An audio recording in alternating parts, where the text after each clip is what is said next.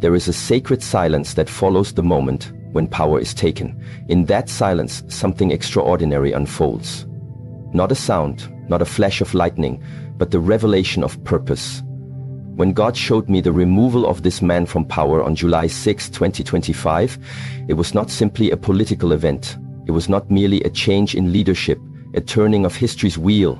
No, it was a moment of divine precision. It was the moment when the illusion of control collapsed and the invisible hand of destiny became visible.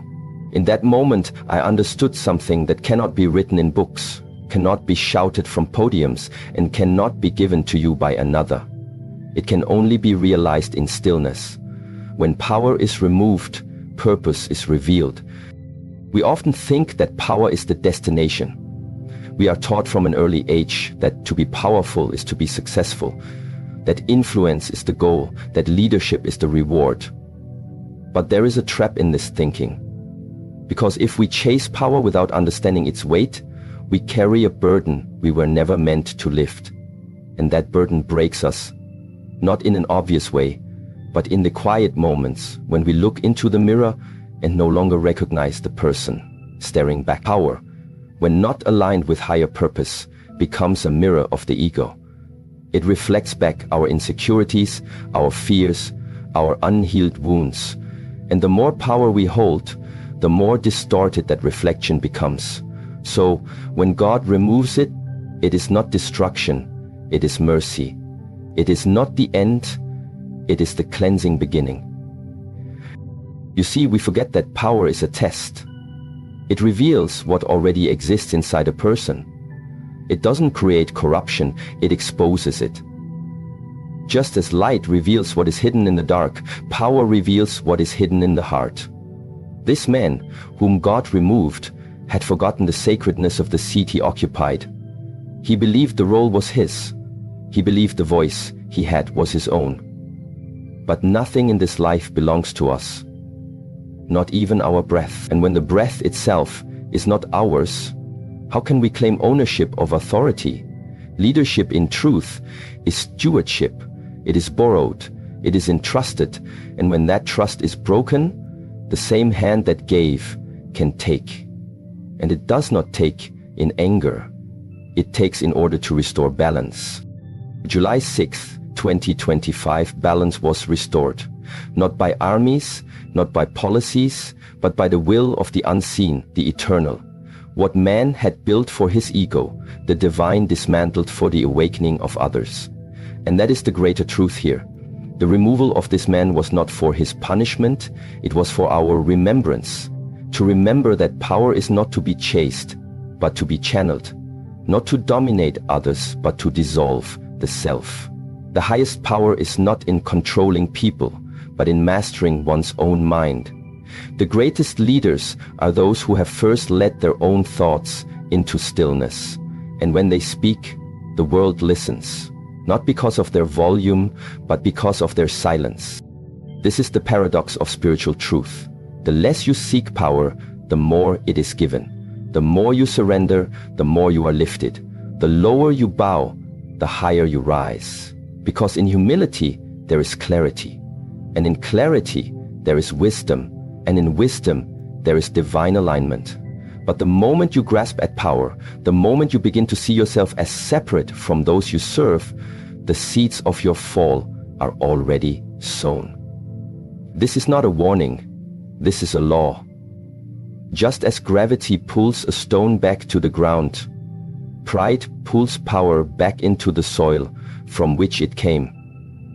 July 6 is proof of that law. I remember the vision vividly. The moment God showed it to me was not dramatic. There was no thunder. It was a whisper, a soft unfolding, like watching a leaf fall from a tree, effortless, but final. In that vision, I saw not just a man being removed, I saw layers peeling away. Layers of lies, layers of pride, layers of self-importance. What remained underneath was something raw, something fragile, and I realized the man was not the role he played. The throne he sat on, the titles he held, none of that was him. And once those were gone, he was just another soul, standing before the mirror of truth, asked the same question we are all asked at some point. Who are you when everything external is stripped away? The beauty of this moment is that it is not limited to one man. This is not just his lesson. It is ours. Every one of us holds some form of power, perhaps not over nations, but over our children, our friends, our co-workers, even our thoughts. And the same question comes to us. What are we doing with the power we've been given? Are we using it to uplift or to control? Are we building bridges or barriers? Are we healing or are we harming? Because make no mistake, what is misused will be removed, not by revenge, but by universal correction. And if we are wise, we won't wait for that removal to learn. We will begin now, while the light still shines. What I have learned from that divine moment is that true purpose often only emerges when the noise of position disappears, when the titles are gone, when the responsibilities are stripped away, when the expectations dissolve. Then the soul begins to speak. But it speaks in a language unfamiliar to the ego. It does not speak in ambition or strategy or legacy. It speaks in stillness, in surrender, in service. And unless we are quiet enough to hear it, we miss it. That is why some people must lose everything to find themselves, because what they had built was never truly them. It was armor. And sometimes God has to take away the armor so the soul can finally breathe. In the Shaolin tradition, we are taught that emptiness is not a lack, it is a beginning. The empty cup is the one that can be filled. The silent mouth is the one that can receive wisdom. The still body is the one that can sense energy. And the humbled spirit is the one that becomes aligned with the Tao, with the flow, with God. The removal of power then is not destruction. It is sacred preparation. The one who falls today may rise tomorrow, but only if they learn the lesson hidden in the fall. Only if they replace pride with presence. Only if they trade ambition for awareness. This man who was removed, his journey is not over. In many ways, it has just begun. Because the fall is only the surface. The real transformation begins in the aftermath. When the crowds leave, when the applause stops, when the mask is off. That is when the soul is faced with the great work. And the same is true for you.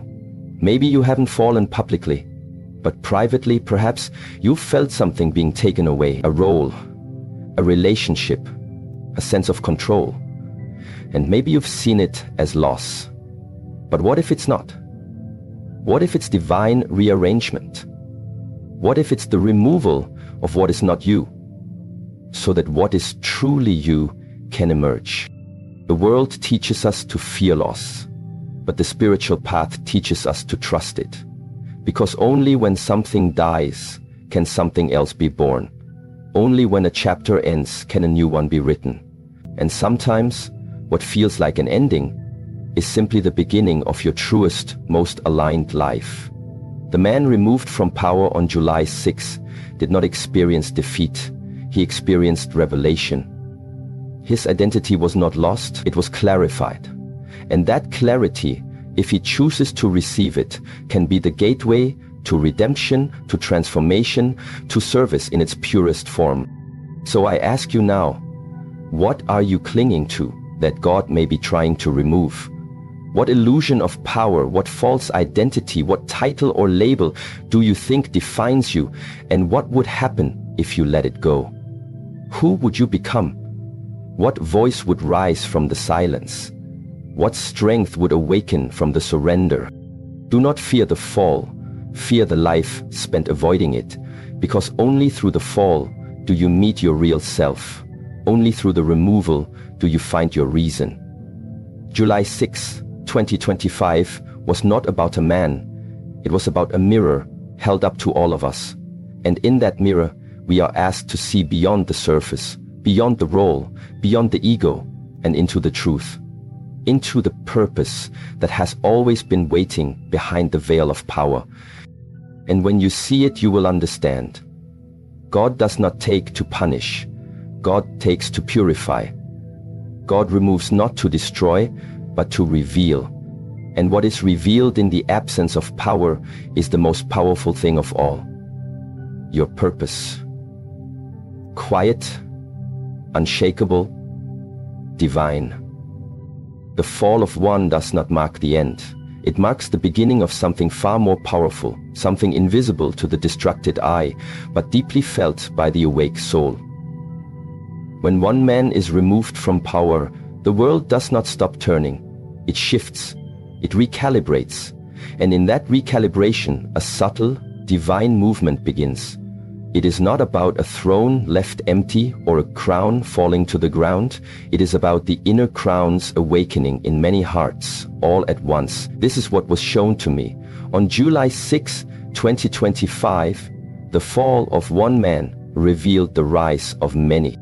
We live in a world conditioned to elevate individuals.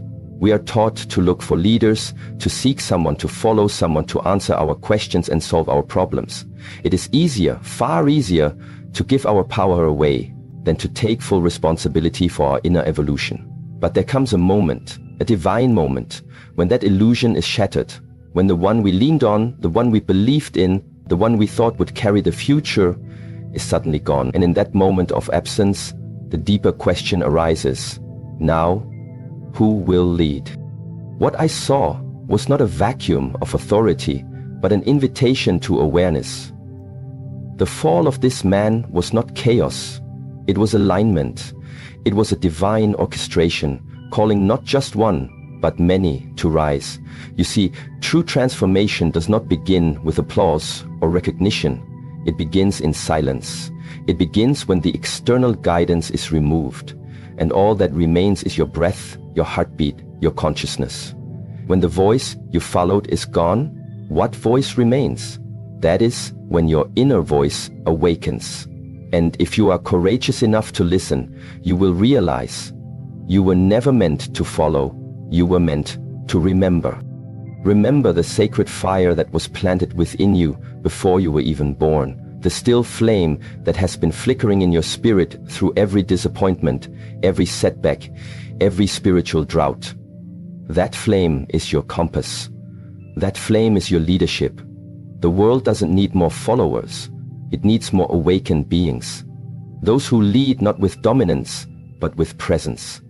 Not by commanding others, but by mastering themselves. When the man was removed on July 6, it was not a signal of collapse. It was a spiritual call to arms, for the sleeping to awaken, for the silent to speak, for the fearful to rise. There is a strange thing about darkness. When the central light goes out, the surrounding candles begin to flicker on. That is how it felt, as if the spiritual current of humanity had been rewired, as if the removal of one large pillar gave space for many smaller but purer lights to begin rising. The true essence of the divine is never about centralization. It is about dispersion. The same way sunlight does not shine on one flower, but across the whole field, so too purpose does not reside in one soul. It breathes within all of us, waiting for the moment we stop looking outward and start looking inward. We think we need permission to rise. We wait for signs, for timing, for someone to tell us we are ready. But what if the fall of this man was the sign? What if the silence left behind is the call? The world is shifting, not because one person left a seat, but because 1,000 people felt something stir within them. They realized the source of strength is not on television screens or behind podiums. It is in the quiet decisions made in the morning, when you choose discipline over distraction. It is in the sacred act of forgiving when the world tells you to hate. It is in the moment you choose love, not as a feeling, but as a force. There are those who looked at July 6 with confusion, even with fear. They said, "What now?" But those who were awake, those whose inner fire had already been kindled, did not ask that.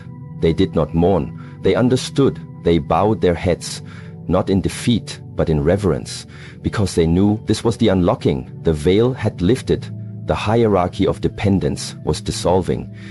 The spiritual era ahead is not built on personalities, it is built on presence. And presence cannot be removed.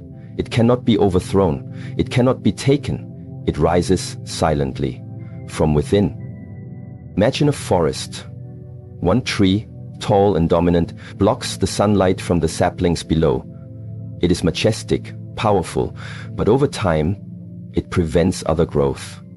The removal of that tree is not devastation, it is liberation. Suddenly, light floods the ground.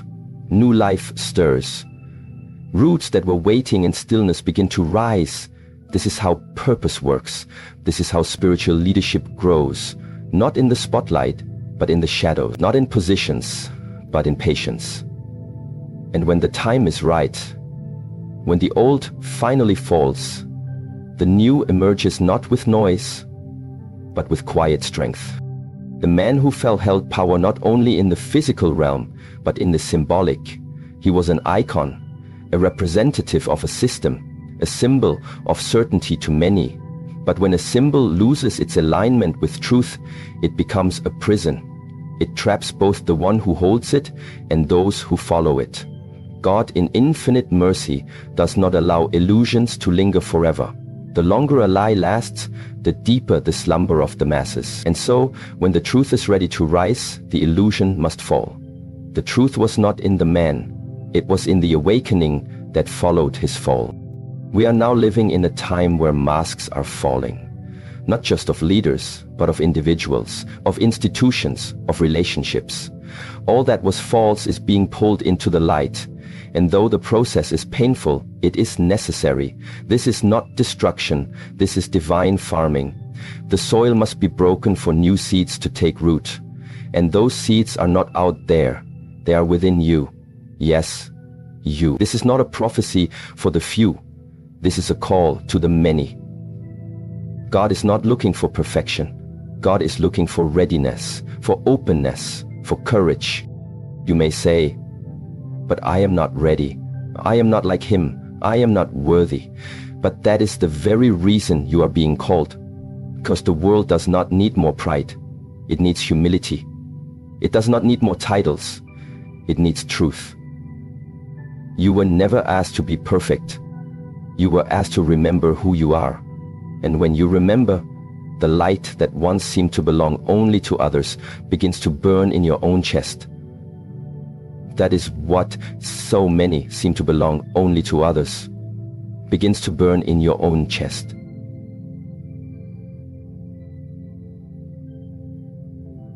The voice you once thought was external begins to echo within your own breath, and the courage you once admired from afar becomes your own silent strength. This is the path of the awakened one, to see not just the fall, but the purpose in the fall. To hear not just the noise of events, but the silence that follows, and to enter it. That silence is not emptiness. It is an invitation. It is God's whisper saying, now that he is gone, will you step forward? And this stepping forward is not about rebellion. It is not about taking power back from someone else. It is about taking your soul back from fear, from doubt, from passivity. It is about finally standing in your own center, where divine presence has always been waiting. I speak not only of nations or governments. I speak of families, of communities, of inner lives. How many people have you placed above you? How many voices have you allowed to silence your own? How many steps have you not taken because you believed someone else was supposed to lead the way? And now that they are gone, now that the structure is broken, what will you do? Will you rise? Will you breathe into your own spine and feel it straightening? Will you walk the path not because someone pointed to it, but because you know it lives beneath your own feet? This is the moment. Not just historically, spiritually. The shift is not happening in capitals. It is happening in consciousness. And consciousness does not belong to rulers or kings.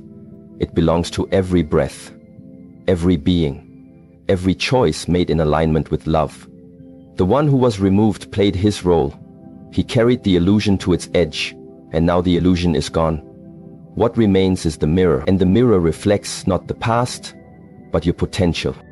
I urge you, do not look back. Do not wait for the next leader to emerge. Look around you, look within you, because the energy that once flowed through the hands of one now seeks many vessels. You are that vessel. Not when you are perfect, but when you are present. Not when you are praised, but when you are pure. Not when you are known, but when you are aligned. The time of silent awakening has come, and it will not come with lightning. It will come in how you walk, how you listen, how you speak, how you love. And so I say again, the fall of one was not the end, it was the beginning. And this beginning is not led by noise, but by stillness. Not by fame, but by faith. Not by hierarchy, but by harmony. Rise not in rebellion, but in responsibility. Rise not in anger, but in awareness. Rise not to replace a fallen man, but to reveal the leader that has always been buried beneath your own skin. On July 6, something shifted, and now the question is not what happened to him. The question is, what will now awaken in you? There are moments in life that are meant to disturb you, not to harm you, but to awaken you. When God showed me the removal of a man from power on July 6, 2025, I was not merely witnessing the collapse of a political structure or the fall of a single individual. What I saw was deeper. What I saw was sacred. It was the truth long hidden, finally standing uncovered before the world. Not a truth made of opinions or narratives, but a spiritual truth. Undeniable, unmoving, radiant. When the curtain was pulled back, when the mask fell from the face of authority, what was revealed was not a scandal. It was a reflection. And the reflection was not just of that man, it was of all of us. This is what many do not understand. The fall of a leader is not isolated, it is collective. It is not just his shadow that becomes visible, it is ours too. His mistakes, his pride, his misuse of power, they are not only his. They are mirrors for the tendencies within every one of us. The judgment we project onto him is a refusal to see the same seeds within ourselves. But when God brings down the powerful, it is never only about that person. It is a spiritual message, spoken not in words, but in symbols. Now, look within. It is easy to point, easy to say, he failed. But the real courage is to ask, where in my life have I worn the same mask? Where have I manipulated truth for comfort? Where have I sought control over surrender? Where have I pretended to serve while secretly seeking to be seen? These are not comfortable questions. They burn, they unravel, but only through this unraveling can we come home to what is real. When God removes someone from power, he is not destroying, he is revealing.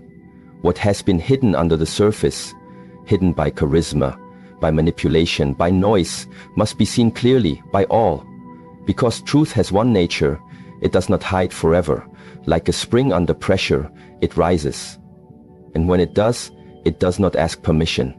It floods the room. And when it comes, those who have built their lives on illusion will tremble. Not because God is cruel, but because truth is final. There is no debate in the presence of the divine. That is why the moment of exposure feels like an earthquake. Not because it changes the truth, but because it removes the lies. And if our identity has been built on lies, their removal feels like death. But it is not death, it is rebirth. To be stripped of the false self is to finally be free. This is why what happened on July 6 must not be seen through political eyes, but through spiritual sight. This was not a man being punished. This was truth reclaiming its place. And truth does not shout. It does not argue. It does not campaign. It simply is. And when it is revealed, it cannot be ignored. We live in a time where image has replaced integrity, where performance is mistaken for wisdom, where control is confused with leadership. But truth is not interested in any of these things. It is not impressed by reputation. It is not swayed by popularity. It does not care who you appear to be. It sees only who you are. And that is why truth is feared by the ego. Because the ego depends on deception, on hiding, on maintaining a mask. And when truth comes close, the ego becomes defensive. It attacks, it distracts, it blames, it denies. But none of these reactions stop the inevitable. Because truth moves with divine timing. You may delay it, you may suppress it, but you cannot escape it. And when the moment arrives, all must stand before it, naked in soul, without title, without defense. That was the essence of what I witnessed. Not a fall, a revealing. And the revealing was as quiet as it was complete. Because spiritual truth does not need drama. It simply removes all that is false. And when the false is gone, only the real remains. That man, stripped of his platform, stripped of his power, was left with the same question we all must answer. Who am I when the world no longer applauds me? The answer to that question is the measure of your soul. If you have lived aligned with truth, then loss cannot harm you. If you have served rather than manipulated, then exposure is your liberation. If you have spoken from love rather than ego, then the removal of your voice from the crowd will only make your inner voice louder. But if you have built your house on deception, then the storm will tear it down, not to punish you, but to teach you. Because only when the false collapses can the true be built. There is something deeply sacred in being exposed. It is the moment where the soul is no longer able to hide from itself. And though it feels like pain, it is really purification. The fire is not there to burn you. It is there to burn away all that is not you. But this fire cannot be controlled. It comes when it is time. And it comes not because you are ready, but because your readiness is no longer required. The man who was removed was not worse than others. He was simply first, the symbol, the beginning. He represented the old way, the way of ego, control, ambition, and illusion. And God, in His infinite mercy, said, "This ends now, not with punishment, with revealing." And the revealing was not for Him, it was for us, so that we could see clearly, maybe for the first time, the cost of unaligned power, the weight of ego unexamined, the danger of forgetting who we really are. And this is the gift hidden inside the exposure of others. It allows us to confront ourselves, because while it may be easy to distance ourselves from the fallen, the deeper truth is this: we are not separate. We are connected. What is in one is in all, and what is exposed in one is an invitation for all to reflect, not to judge, but to awaken. Because if we do not learn from what we witness in others, we will repeat it. The same pattern, the same downfall, the same lessons, knocking again at our door. So the question is not why did he fall? The question is, what have I learned? Because if his fall does not lead to our rise in awareness, then it has been wasted. But if it becomes the mirror that helps us finally see, clearly, honestly, without defense, then it is sacred. Then it becomes part of the great unfolding. Then his exposure becomes our elevation. You see, we often ask God for light. We say we want clarity, but light reveals all. Not just the beauty, but the brokenness. Not just the progress, but the pride. And when God gives us that light, it often comes through the fall of someone we once trusted. Not because they are the enemy, but because they are the messenger. The message is, the time of illusion is over. The age of masks has ended. Now you must be real. And being real means nothing can be hidden. Not from others, not from yourself, not even from God. And when all is seen, then finally we can be healed. Because healing cannot happen in hiding. Growth cannot happen in denial. Awakening cannot happen in distraction. It only begins with full presence. And that presence comes in the light of truth. This is why I do not grieve what happened. I honor it. Because spiritual truth is the rarest gift of all. And even when it is wrapped in discomfort, even when it arrives through the fall of another, it is still a gift. And if you are brave enough to receive it, it will change your life. Not through force, but through clarity. Not through fear, but through freedom. Truth is not loud. It does not argue. It does not beg to be seen. It simply stands, waiting for you to stop running, to stop hiding, to stop pretending. And the moment you turn to face it, it embraces you. It says, "Welcome home. You've always known." And in that moment, the chains of illusion fall, and you realize nothing was taken from you. Only the false, only the heavy, only the mask you never needed in the first place. So let this be your mirror. Let this moment of exposure, of revealing, be your turning point. Ask yourself not how to avoid the fall, but how to live so aligned that you no longer fear it. Ask yourself what you are hiding and why. Ask yourself what you are building, an image or a soul. Ask yourself not what they did wrong, but where you have been asleep. Because awakening is not about being right. It is about being real. And being real requires a deep commitment to truth. Even when it is uncomfortable, even when it costs you everything. Because what you lose in the name of truth was never truly yours. And what remains after the fire has passed, that is who you really are. On July 6, a man was exposed. But more than that, a truth was uncovered, a sacred truth, that no mask lasts forever, that no throne is eternal, that the only power that cannot be removed is the power that flows from alignment with the divine. And that power, quiet and eternal, is now calling you, not to rise above others, but to rise within yourself, to leave the illusion behind and to walk finally in the truth. When God removes someone from power, it is not always because they were weak. It is not always because they failed. Sometimes it is because their purpose has been fulfilled.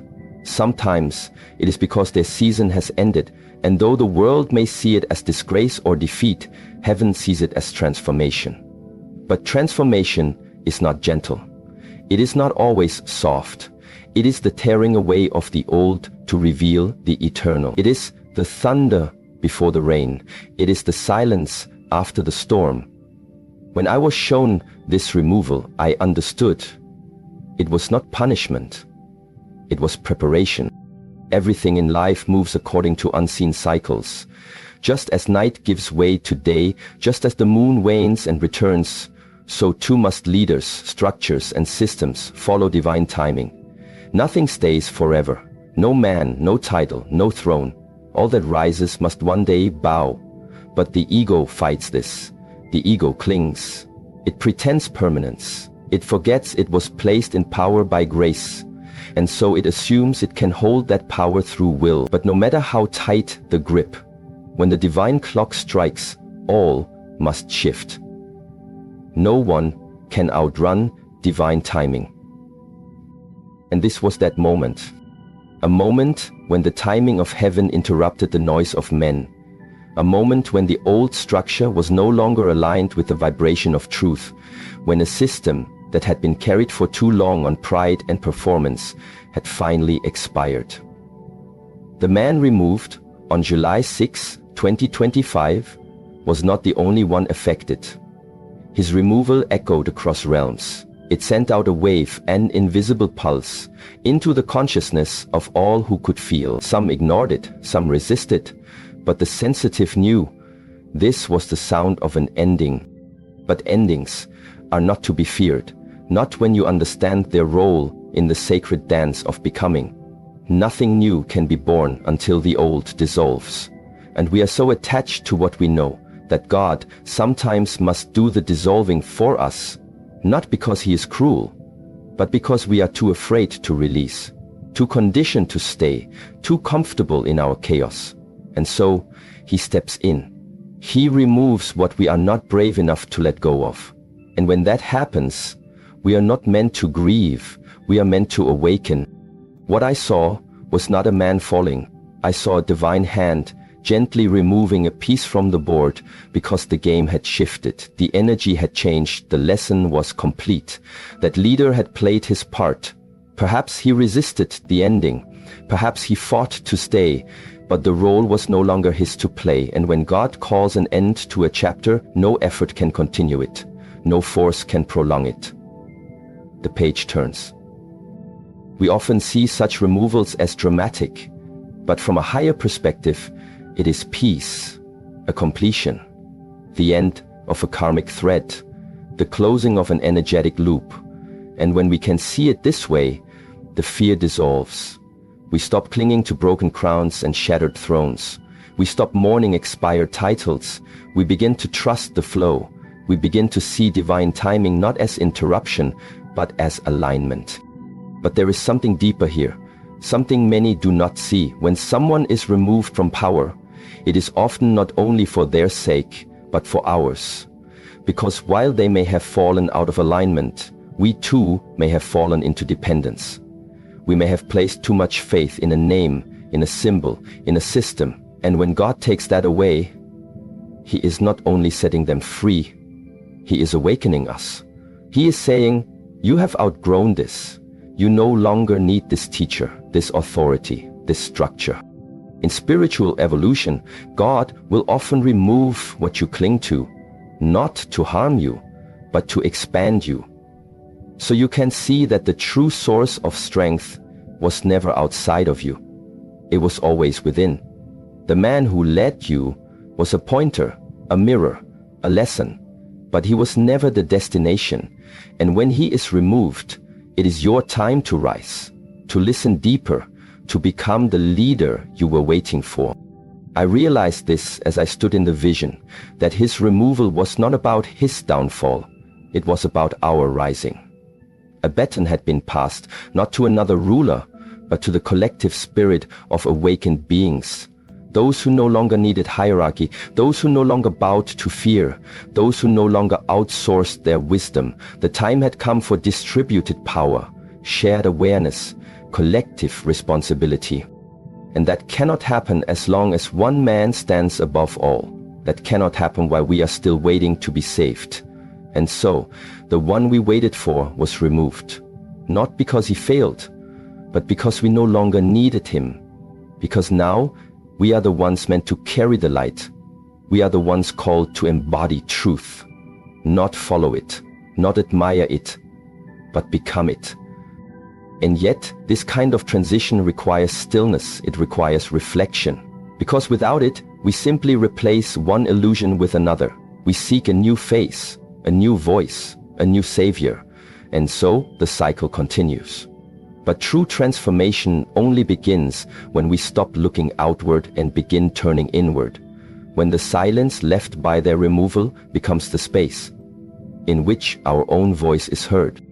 There is sacredness in that silence. It is the womb of awakening. And those who are brave enough to stay with it, to not rush to fill the void, will receive visions, will receive clarity, will hear the guidance that has always been whispering beneath the noise. So do not rush to replace what was removed. Do not panic when the throne is empty. Let it remain empty long enough for you to ask, what did I learn? What am I ready for now? What does power look like when it is not built on ego, but on truth? These are the questions that lead us into the new world. The questions that give birth to conscious leadership. Not loud, not boastful, but rooted, aligned, humble. Because the next leaders will not be those who seek power. They will be those who have released the need for it. They will not be those who promise salvation, but those who mirror truth. They will not lead through force, but through frequency, through the vibration of their being, through the stillness in their presence, through the depth of their silence. And maybe that's why this man had to be removed, because his presence had become too noisy, too heavy, too misaligned, not evil, just expired. Not wrong, just finished. His chapter was complete, but he kept speaking. And the divine cannot write the next line while the old voice still echoes. So in love, not anger, God turned the page. And all of us, knowingly or unknowingly, turned with it. But endings come with choice. You can mourn the past, or you can prepare for the future. You can cling to what was, or you can open to what is becoming. But you cannot do both. And that is the initiation. That is the spiritual test.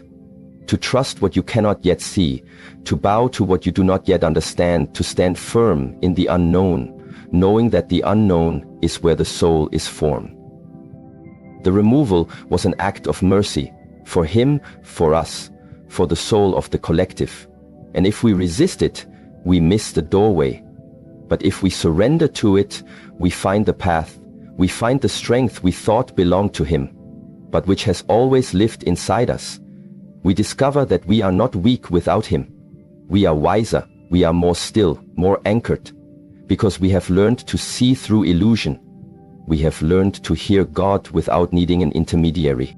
And that is the ultimate goal of every removal, to bring you closer to Source, to show you that no man holds the keys to heaven, that no title can access truth, that the throne is not outside you, it is within, and you sit on it when you stop searching and start being, when you stop clinging and start trusting, when you stop fearing and start listening, that the sun friend and earth friend.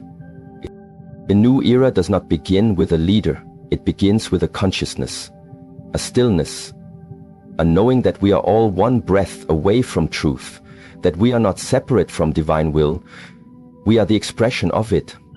And when enough of us embody this, there will be no need for the old forms, no need for loud leaders, no need for manipulation masked as protection. We will lead ourselves, not through control, but through compassion, not through fear, but through presence.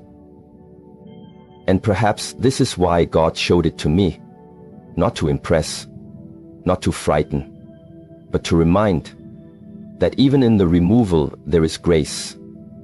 Even in the fall there is purpose. Even in the ending there is light, and that light is not far. It is within, and it is waiting for you to step forward, not as a follower, not as a worshipper, but as a vessel of truth.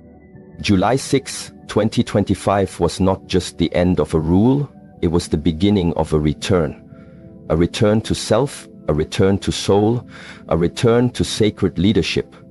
And sacred leadership begins with stillness, with silence, with deep inner listening. It begins with the question, how can I serve, not control? And it answers not in words, but in the quiet, unwavering strength of your presence. So do not look to replace what is gone. Become what is needed. Not louder, but truer. Not stronger, but deeper. Not higher, but more grounded.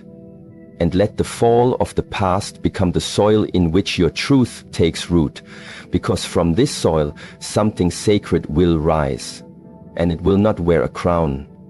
It will wear the quiet glow of a soul aligned with heaven.